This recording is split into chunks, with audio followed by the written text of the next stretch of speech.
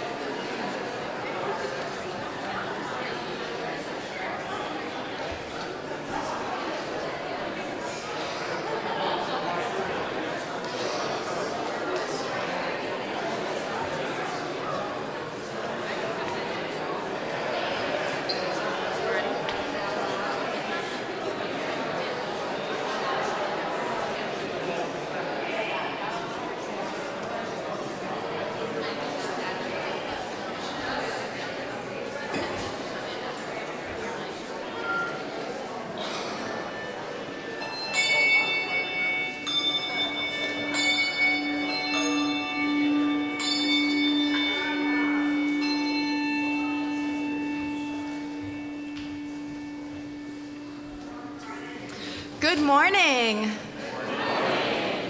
Welcome to the Unitarian Church of Evanston. I'm Reverend Susan Francis, the assistant minister, and I'm here this morning with Reverend Eileen Wiviott, our senior minister, and our fabulous choir.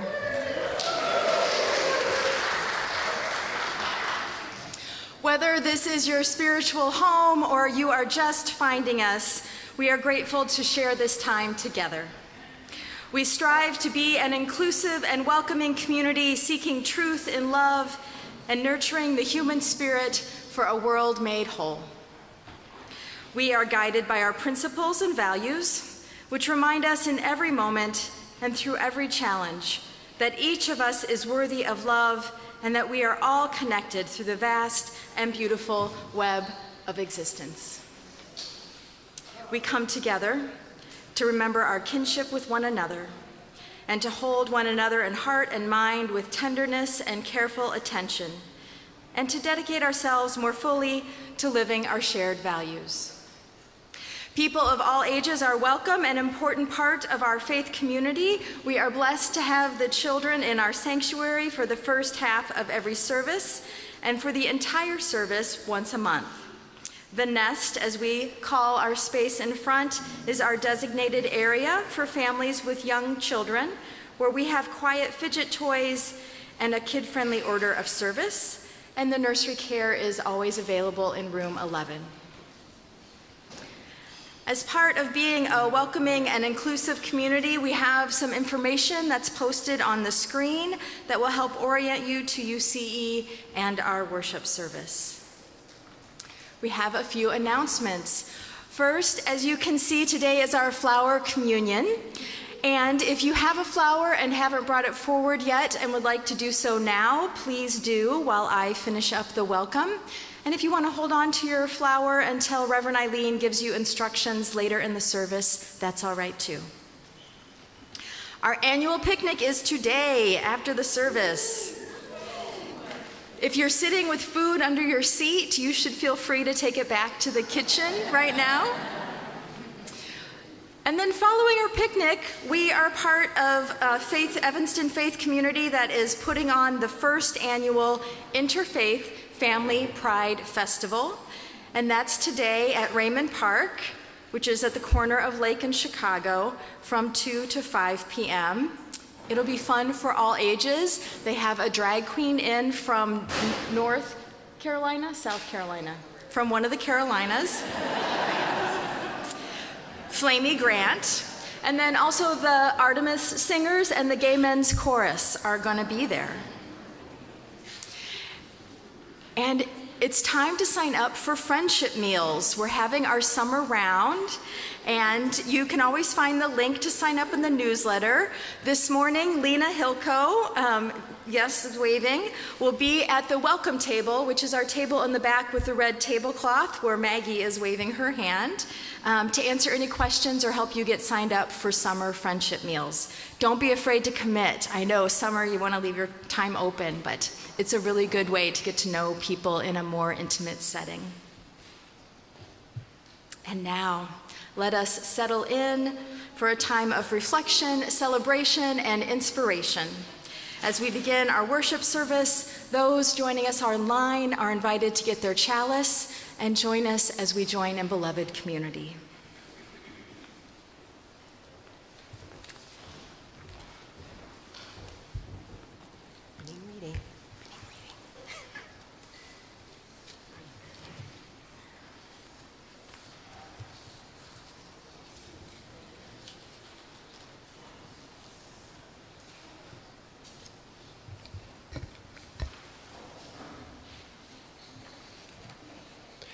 There will be a brightness to this day, even if there be but a cloud and rain outdoors.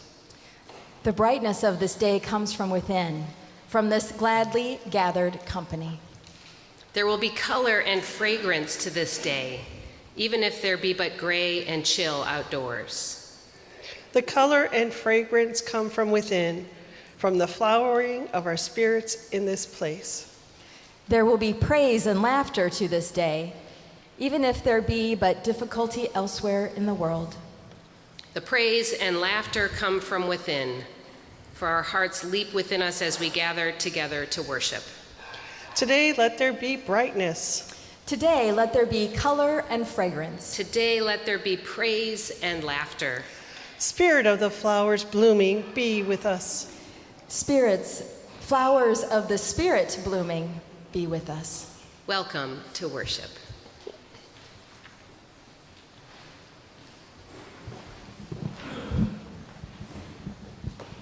When I saw Candide at the Goodman Theater decades ago, I was moved to tears by his final song. Uh-oh. Okay, back on. At the beginning of the musical, the characters are taught by their teacher, whom they refer to as their master, that they are inordinately special and that they live in the best of all possible worlds. Then a whole string of terrible events occurs, and by the end, they realize that they are not any more special than anyone else. They come to the conclusion that they need to make something of their lives. They need to do the work. They need to till the soil. We'll build our house and chop our wood and make our garden grow. I found this lyric moving, in fact, life-changing, when I was a 27-year-old who, this character trait aside, I like to think I really was a nice person back then, entered the Goodman that night thinking that the world owed me, and left the Goodman that night recognizing that doing the work was more profound than being handed life's goodies on a silver platter. 4 decades later, this sentiment still moves me. Because of the garden theme, we thought this would be a nice piece for Flower Communion. But I also wanted to do this piece because I see this vision played out most every day that I'm at UCE, as I see so many of you here who pitch in, do the work, and make things happen. You guys are great. Let's hear it for you guys.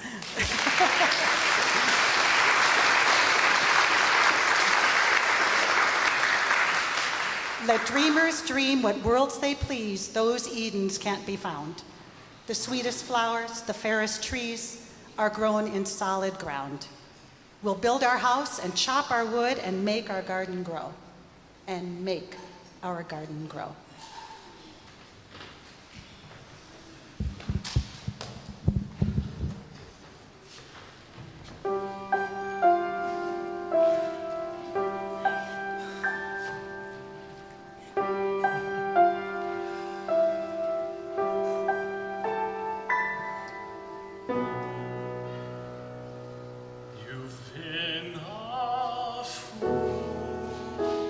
So have I.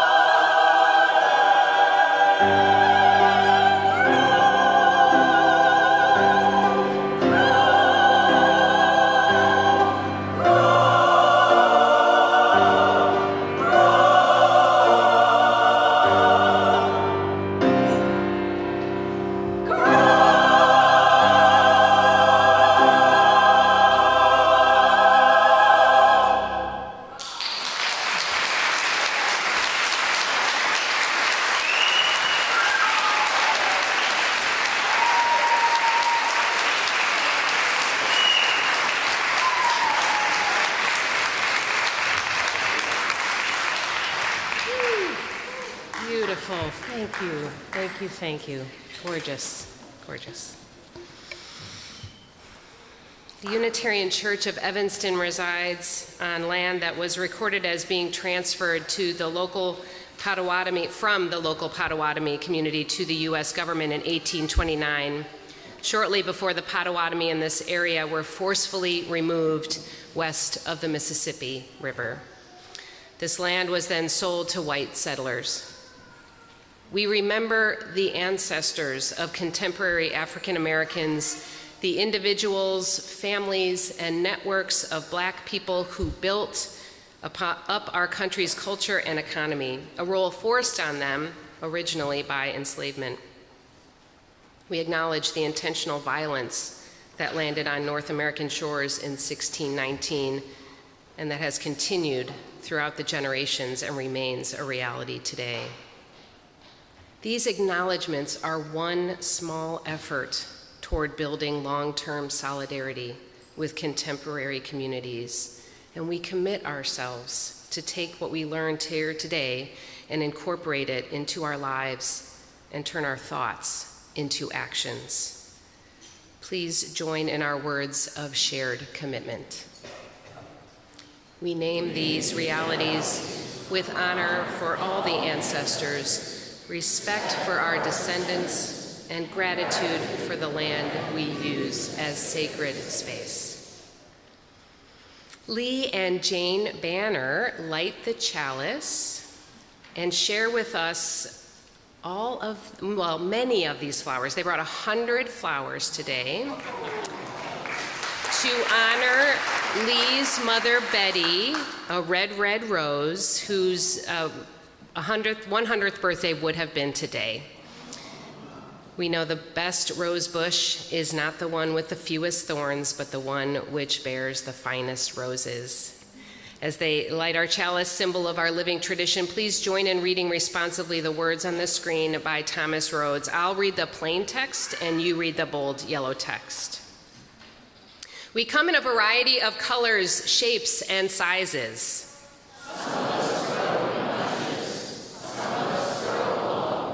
Some of us are cupped inward, and some of us spread ourselves out wide. Some of us are old and dry and tired and weary. Some of us are still in bud. Some of us grow low to the ground, and some of us stretch toward the sun. Some of us feel like weeds sometimes. Some of us carry seeds sometimes. Some of us are prickly sometimes. Some of us smell. All of us are beautiful. What a bouquet of people we are. Please rise in body or spirit and join in saying the words of our historic and living covenant.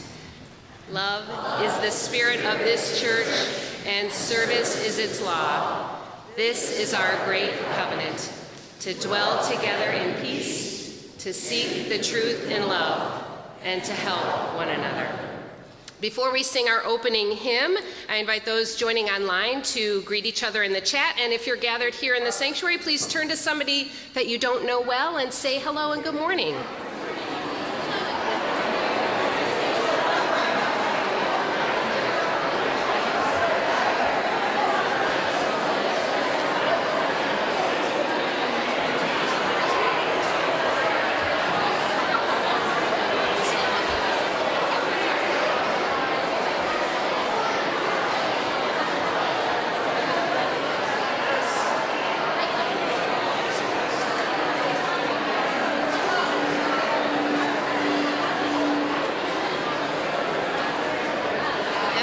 Remain uplifted as we're going to sing our hymn.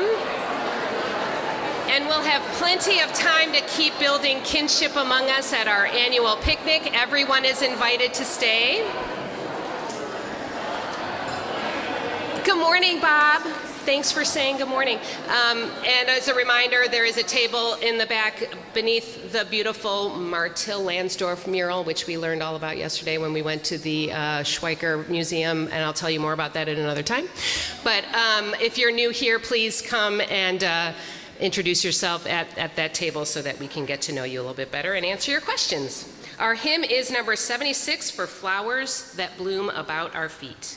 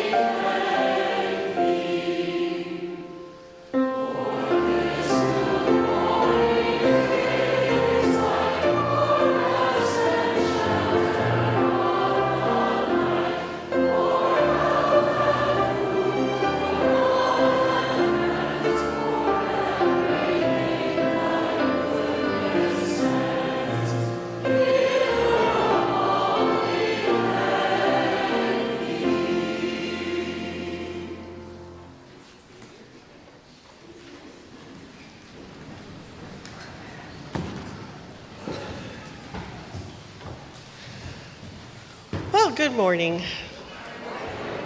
What a beautiful day. So good to see the sun after yesterday. So today's Time for All Ages is called The Daffodil Principle by Geraldine Esplund Edwards. A woman's daughter called to say, "Mom, you have to come see the daffodils before they are done blooming."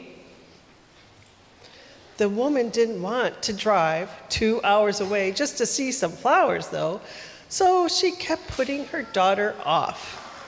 After 3 more phone calls, she finally agreed to go. After saying hello to her grandkids, she said, "Forget the daffodils today. The weather is too rainy and foggy. I don't feel safe driving. But I was hoping you would take me to pick up my car at the garage. It's not that far and I can drive us there since I'm used to this weather," the daughter said. So they all got in the car, but her daughter didn't go the way she should have gone to the garage. Guess where she went? The daffodils, of course, yeah. So they drove a little way until they came to a gravel road leading to a church with a small sign with an arrow that said, "Daffodil Garden." They got out of the car, each woman holding the hand of a child, and began walking down the path. And as they turned a corner, the woman gasped. Before them was the most glorious sight. There were swirling ribbons of color, deep orange, creamy white, lemon yellow, salmon pink, and saffron and butter yellow. There were acres and acres of beautiful daffodils.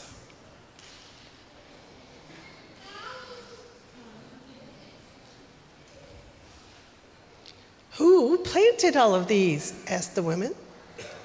Just one woman who lives on the property in that house over there. So they walked to the house, and on the front porch was a poster titled, "Answers to Questions I Know You Have." The first answer was easy, 50,000 bulbs. Yeah. The second one at a time by one woman. And the third one began in 1958.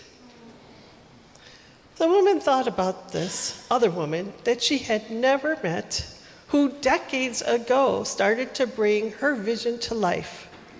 One bulb at a time, she changed the world she lived in and created something extraordinary and inspirational.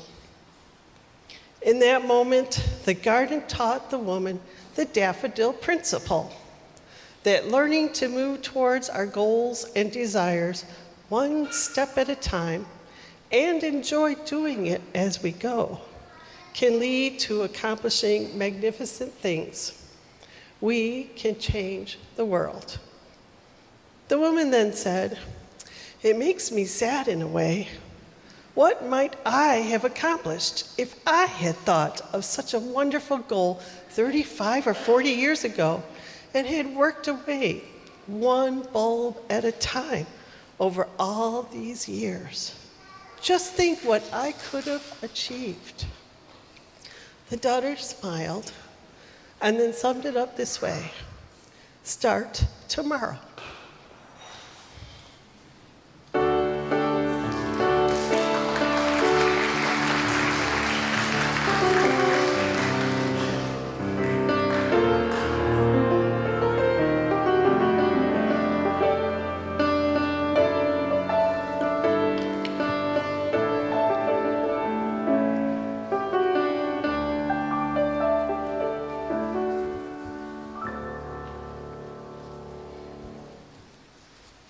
I invite us to settle in now to our time of sharing the joys and sorrows of this beloved community.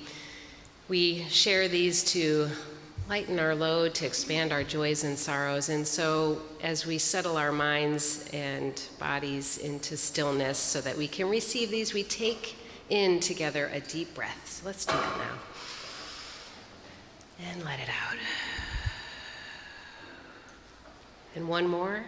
Breathe in. And breathe out. You can share a joy or sorrow by writing it in this book each Sunday. You can send me or Reverend Susan an email, or you can fill out the online form on our website. And these are the joys and sorrows that have been shared today. From Sarah Bloethe, our wonderful violinist today: "My parents and future in-laws met last weekend. They both like each other." That's great. I'm so happy and relieved about that, she says. A joy from Gretchen Brewster. She writes, "I just returned from a wonderful visit in northern Michigan. My family and I intended to fly to Traverse City from O'Hare last Friday afternoon for my son-in-law, my daughter, and my granddaughter to participate in the Traverse City Marathon. The weather had other plans and our flight was canceled, so instead we made our way back to Evanston, piled in the car, and arrived at Traverse at 1 a.m. On 4 hours sleep, my heroes did admirably. They all made their times and had smiles a mile long, and I had the great joy of cheering them all the way to the finish line. I also had a delightful visit at the Unitarian Church of Traverse City last Sunday morning. All is good." Nice.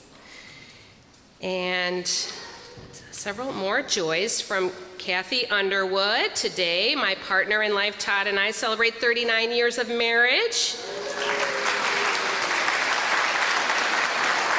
Congrats. The road has had its bumps and hills, of course, and somehow we have managed to help each other along while enjoying the scenery. Nicely put. And Joan Retzloff wrote, "At long last, my granddaughter Nora Lindsay has graduated from Star King UU Divinity School and has become a hospital chaplain resident at Essentia Health St. Mary's Medical Center, where she interned in Duluth, Minnesota. She is so beautiful in body and soul, and I know she will find and give joy to all she encounters in her new calling." And from Sandra Robinson, "Deep appreciation to all of you who made my retirement parties so incredible, for the full house of my beloved UCE people, family, and friends, for terrific music, artwork, food, gifts, and expressions of love and appreciation for my 22 years. My son Ryan and his wife Samantha traveled here to be with me, for which I am so happy. Gratitude and love always." We were so happy to celebrate you the other night, Sandra. Thank you. And we know that amongst all of these joys, there are many sorrows still that live within our hearts. We hold them both, and those that exist in the world far beyond these walls. We feel the sorrow and grief of an unending war and violence and harm that happens to so many. For those who are hungry and without a place to find shelter, we hold these sorrows in our hearts.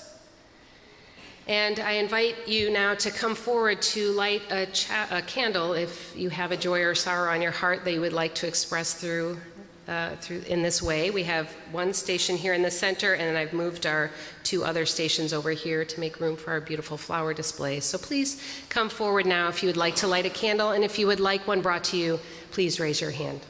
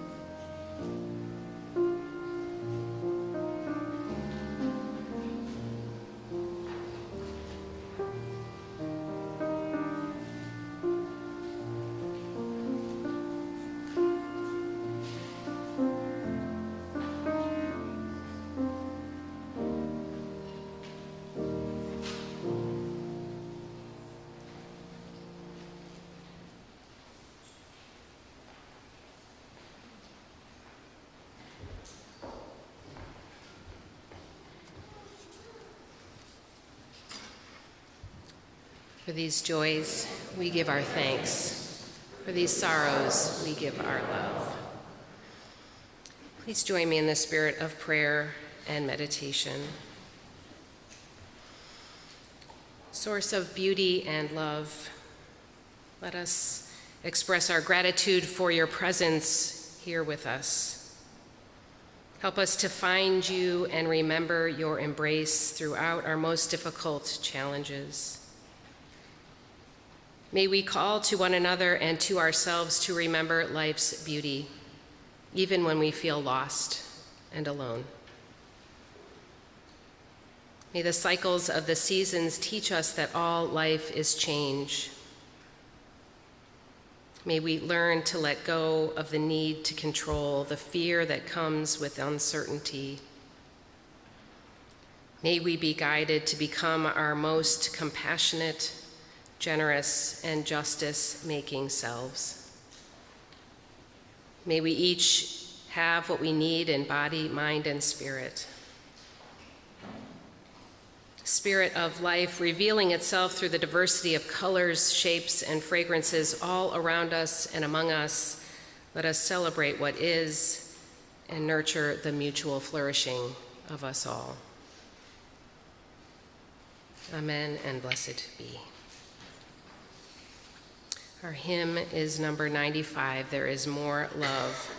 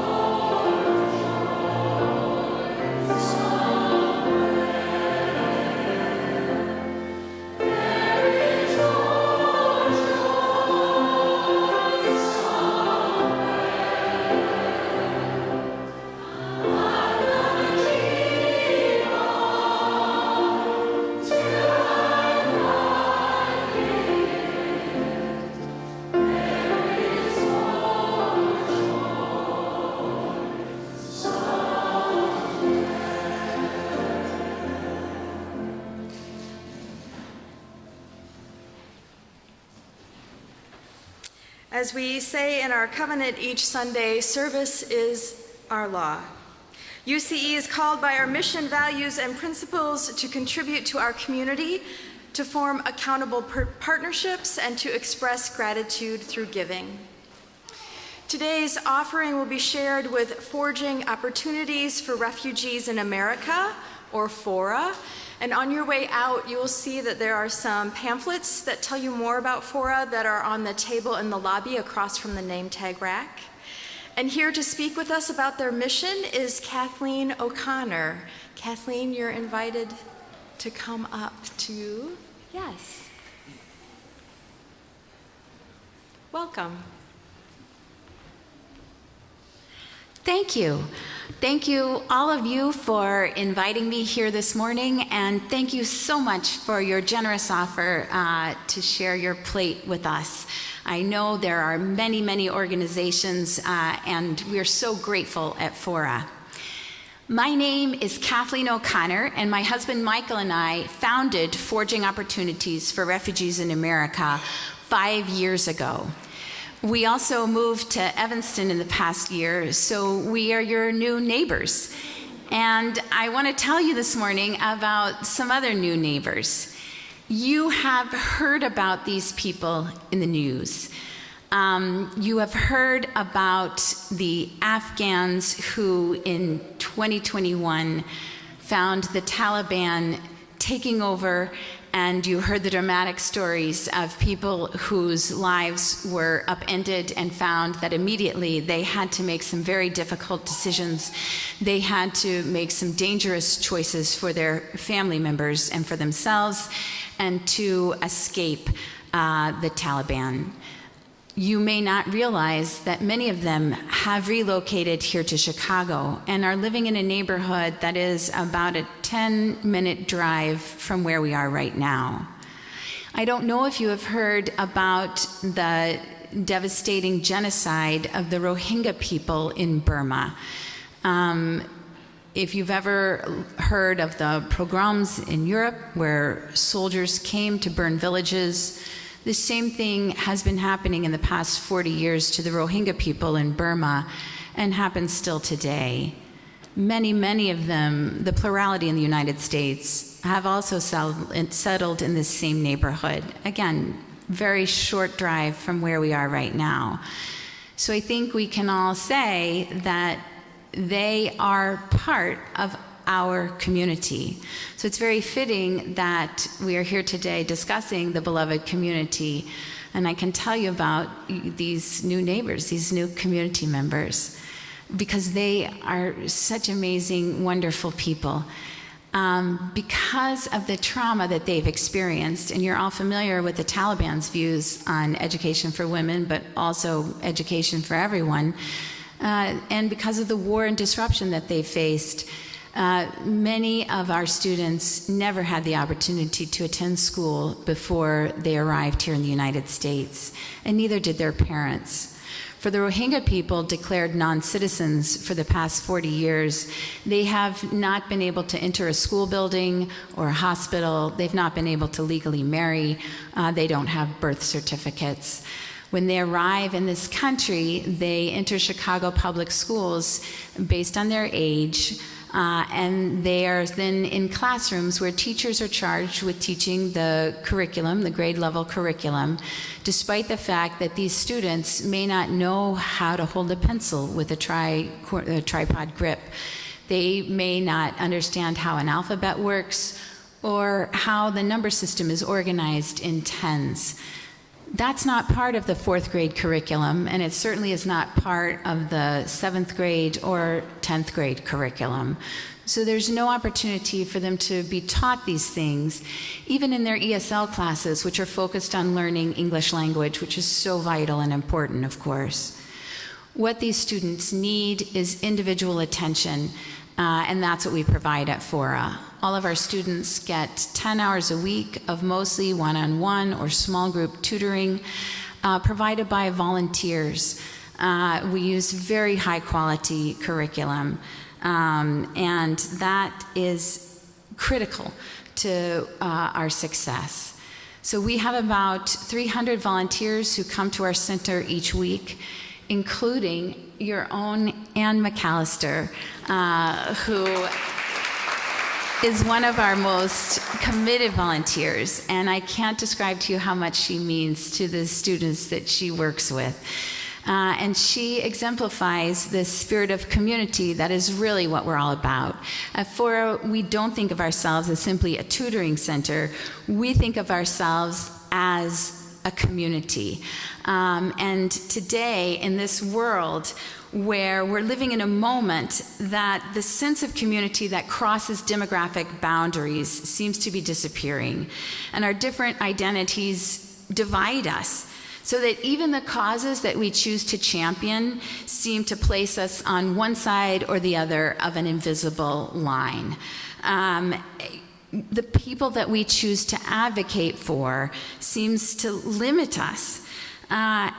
But here at this church, even after being here just for one service, I can tell that you all understand that a loving community is never limited, that our love as a community makes us strong enough to reach out to all people on all sides of the divide, and that it makes us just stronger that we can be there for our newest neighbors and for those who have suffered for generations here in this place. And I hope that you will give generously. We say that there are 3 things we need at Fora. The first, we need, of course, volunteers. We need donations.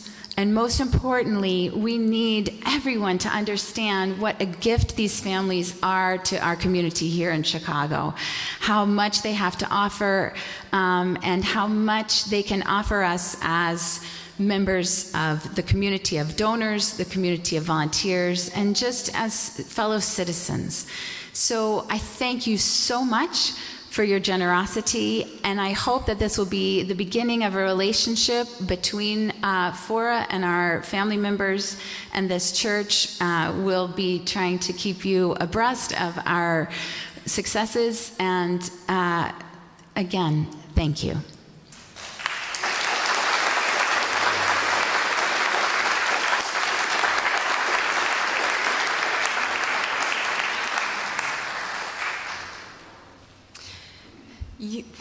Thank you for being with us this morning. You may text to give, mail in a check, put cash in the collection bowls, or give from our website.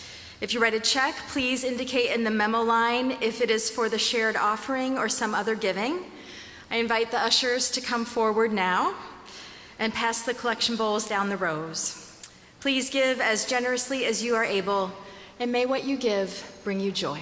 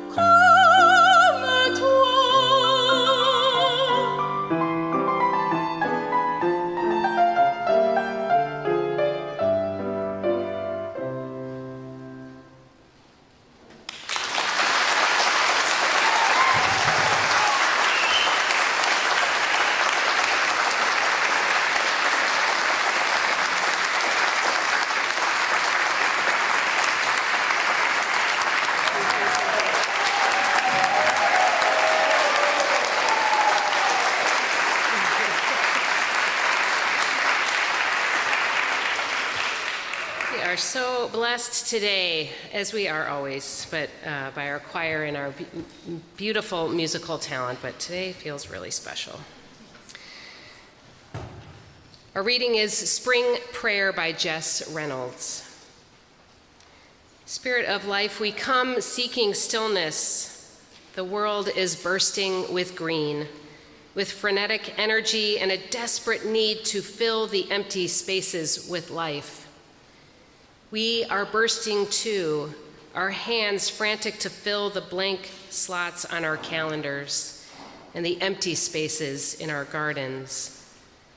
We all have leafless branches and flat, dark soil. There is no guarantee that we will sprout this year as we have before. Spirit of life, we seek your blessing. May your hands join ours as we tend our gardens, coaxing life from our sleeping seeds. May you sit with us in the quiet, settling our hearts into a space for waiting, taking in the sun and rain so that we too might bloom.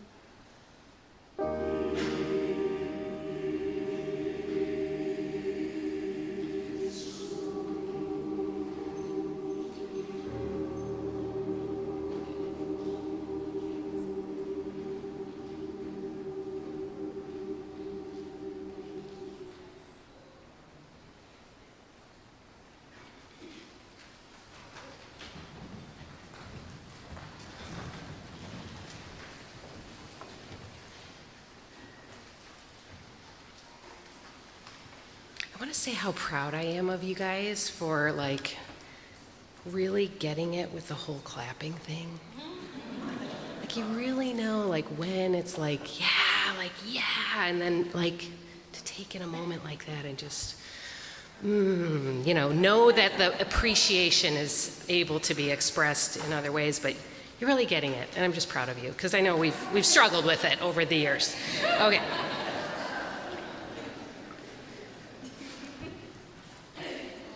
In the fall of 2022, artist and architect Amanda Williams began an installation in Washington Park on Chicago's South Side called Redefining Redlining.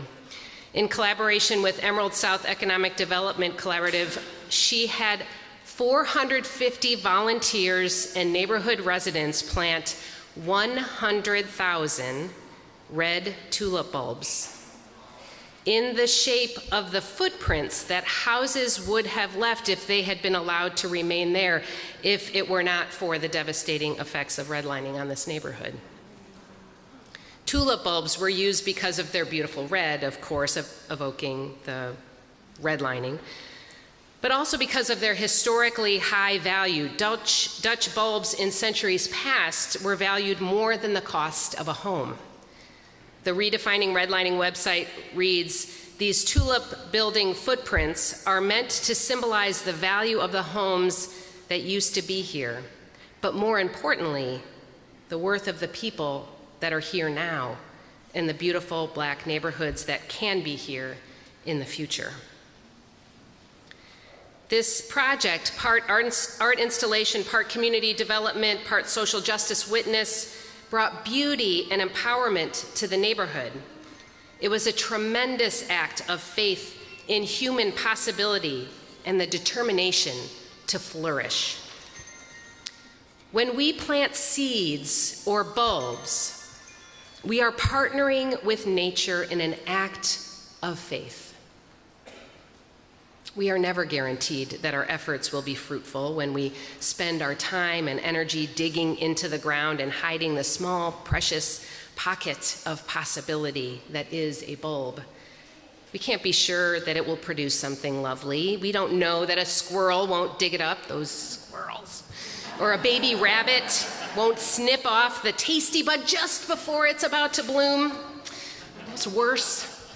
But our fears of what might or what might not be need not impede our efforts. For there is beauty, not only in the final result, but in the practice and the process of investing in possibility, of growing our faith in what might emerge. This is what intentional communities of care working for justice can do. We do the work, and then we hope. We invest in what is possible, accepting the risk that our efforts may not come to fruition. We continue to plant bulbs without the certainty that they will grow into new visions of what is possible, without knowing if they will grow into beauty, but keeping faith that they may turn into life-giving relationships and expressions of our values. Here at UCE, we plant thousands. You all plant thousands of metaphorical bulbs. In our work to nurture the human spirit and make the world whole. And what blooms again and again is the beauty of covenantal community, always in new and surprising ways. When we listen to one another with care and respect, we plant a bulb. When we work together to serve a meal to those who are hungry, we are planting a bulb. When we greet a newcomer with open-heartedness and gentle curiosity, we are planting a bulb. When you serve on the board or send a postcard to another state or draft a resolution or work the rummage sale or take notes at a meeting or clean up after kinship or our annual picnic or spread mulch in our garden, you are planting a bulb of beauty and possibility, all of you, in ways large and small, even when you don't realize it. All of you are contributing to the beauty and the possibility of this beloved community. And together we are able to share that beauty and possibility with the wider community and world. And I thank you for all that all of you do, for all the ways that you plant bulbs. And as an expression of my gratitude and as a symbol of our innate capacity for renewal, I brought gladiolus bulbs, which are in little baskets around our flowers. And I invite you to take one when you come up in a few minutes to get your flower. I want you to hold it in your hand, this living being in its dormant period, knowing that as dry and brown as this bulb may be, inside is stored everything it needs to grow into beautiful, tall flowers. So when you get home, you can plant it now in the spring. These are different from the daffodils and tulips that are planted in the fall. You can find a sunny spot and plant it about 5 inches under the soil with the pointy part up and wait to see what happens. Remember our Earth Communion a few months ago? We planted seeds and they sprouted into some leaves, no flowers. But I planted one of the little begonias that were left over from Sandra's party in there. The flower communion is one of our most treasured and enduring rituals as Unitarian Universalists. In 1923, Unitarian Minister Norbert Čapek developed this communion of flowers in Prague to celebrate the uniqueness and beauty of diversity among people in covenantal community. And in his communion, each person was invited to bring a flower from home to create a glorious bouquet of various colors and sizes and shapes and fragrances. We celebrate the magnificence of difference, how each of us brings different gifts that enhance and completes the whole. Then, as we appreciate the beauty of what we create together, we are each invited to come forward and take a flower, a different one than one you brought, and then bring it home. I invite you to not be too precious when you select your flower. Whatever calls to you first, just trust that this is the flower you were meant to have and enjoy in this moment. We bless these flowers with the words of the late Unitarian minister William B. Rice. Let us be thankful for the persistence of flowers and open ourselves to their long wisdom. Often they grow in spite of terrible winters and miserable summers. Strange beauty greets us in unexpected places, as if there is a particular grace that is stronger than our carelessness and indifference. But when we tend our gardens with love and care, the reward can be greater than the effort. May we be faithful tenders of beauty and possibility, and I invite you now to come forward to select your flower. And if you would like a flower brought to you, please raise your hand and we will do that. Come forward now.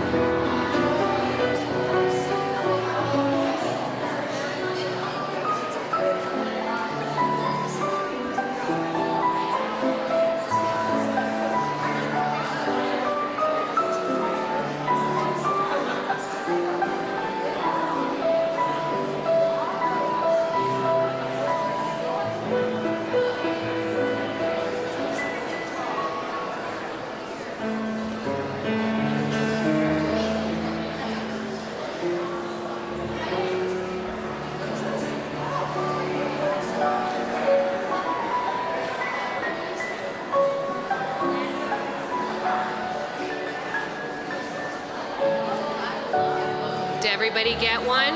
Keep coming if you haven't. Everybody has to have one. Except if you're allergic, then I understand. There is one. Somebody made a crocheted flower.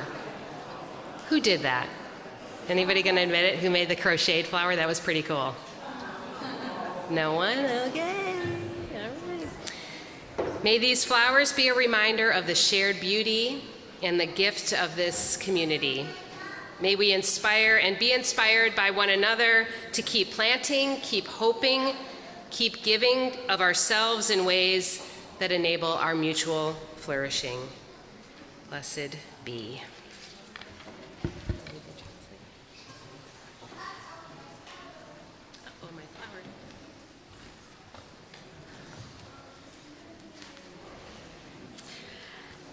As we extinguish the chalice, please join in saying the words by Reverend Elizabeth Sell Jones. They're on the screen. I invite Lee and Jane up to extinguish our chalice.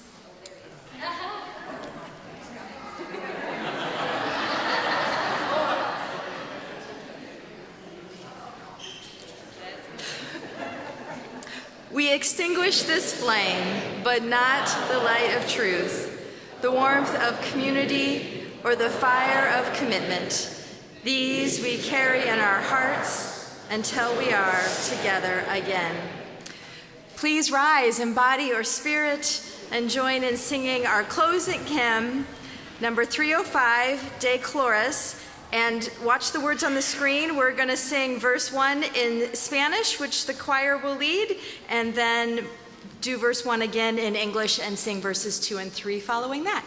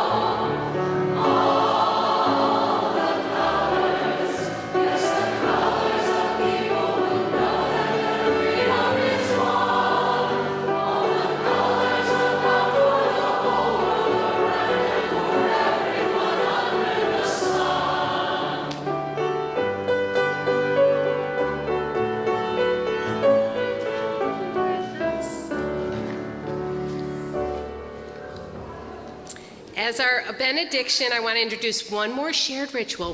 It's almost picnic time, don't worry. Over the first few years of the pandemic, when all or most of us were home and disconnected in body from this whole community, we used ribbons and yarns as a symbol of our interconnection that cannot be severed. We tied those ribbons onto some of the trees around our building, and those ribbons remain today.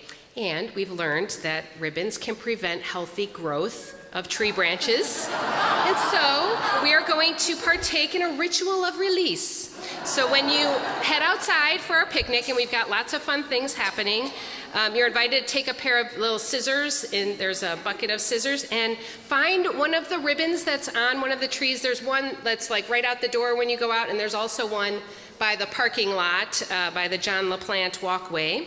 And you can cut a ribbon off of a branch, and I invite you to take it home and see where it goes. You might put it in your garden box or drape it over a railing, or see if a bird carries it off or a squirrel, does so. See where it goes from there. How will the interconnection continue? Our trees bring us so much health and healing and spiritual well-being, so we return to them the blessing of care and release. May the interconnection we share with each other and all of life continue to guide us toward relationship, expanding beauty, and fortitude to make the world whole. Amen, and blessed be, and let's go enjoy our picnic together. Thank you, everyone.